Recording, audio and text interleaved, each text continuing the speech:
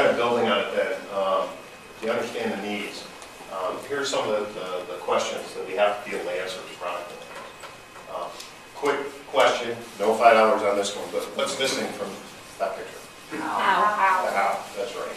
So especially as product managers can come from all different facets, right? I've had people come from QA, turn out to be fabulous product managers, people from development, people from support.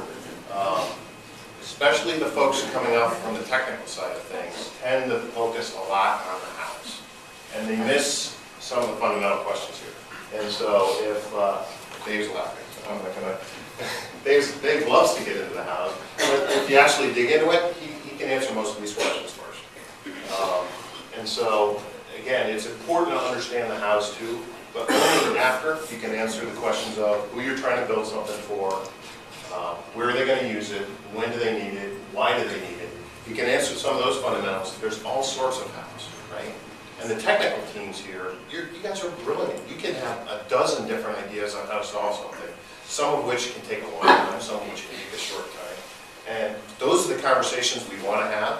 But if we're too wedded to a how as a product manager, then we might not be listening. And if we don't listen, we miss out on that opportunity to really accelerate something or to completely change the way we think about it.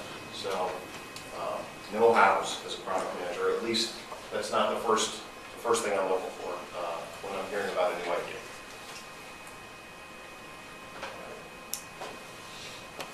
So, listening, I just talked about, and it's the #1 trait in a product manager because good ideas can come from any place, right?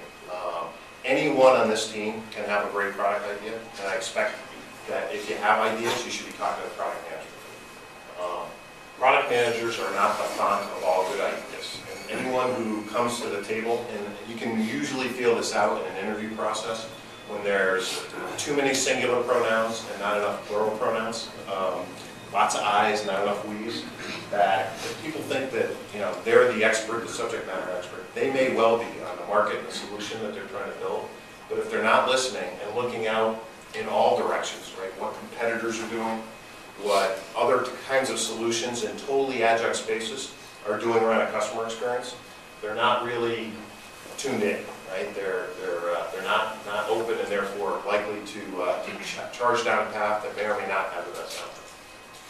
So, quick quiz question #2. This one's hard. Anybody know what the name of this kind of wall is that we're looking at and where it's located? All I need is the name of the actual piece itself.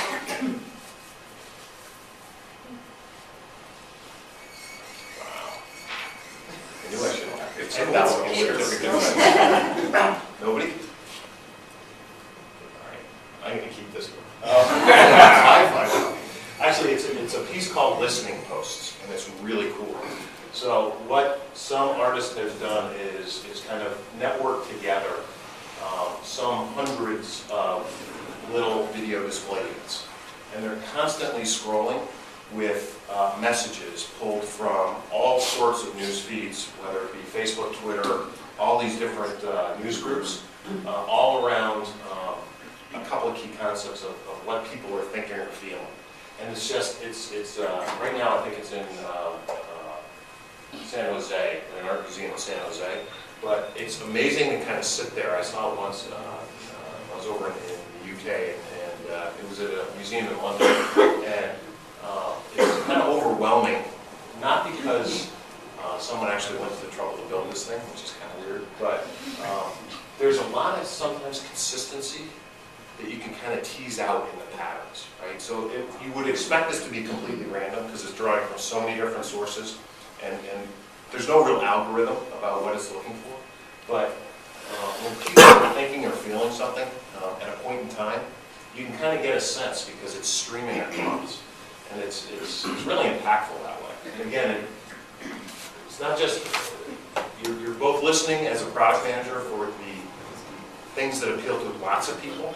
Sometimes the best ideas are coming out of those nuggets, the big ahas, come from one person at a time. So you got to listen all the way around. Okay. looks so.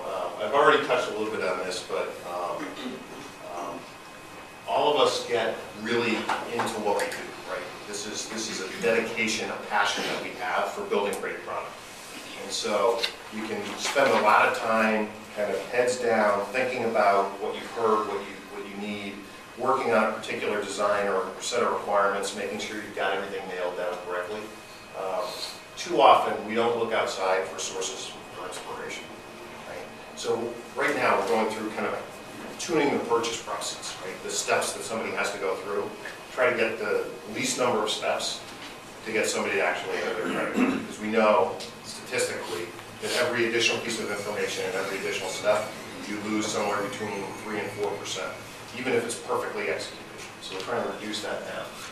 Well, I'm not going to look at Mozy, okay, or Backblaze, or any of the backup competitors. There's great e-commerce sites that have spent, hundreds of person years streamlining their purchase flows. Those are the sources for inspiration, right? The folks who have really done it well.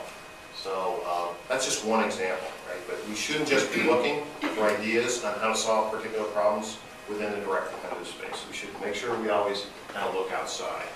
And Frank's here, he was out through the day, but I know that a couple of them are getting sick of hearing me ask, when we're working on designs, can you just summarize what your sources of inspiration are?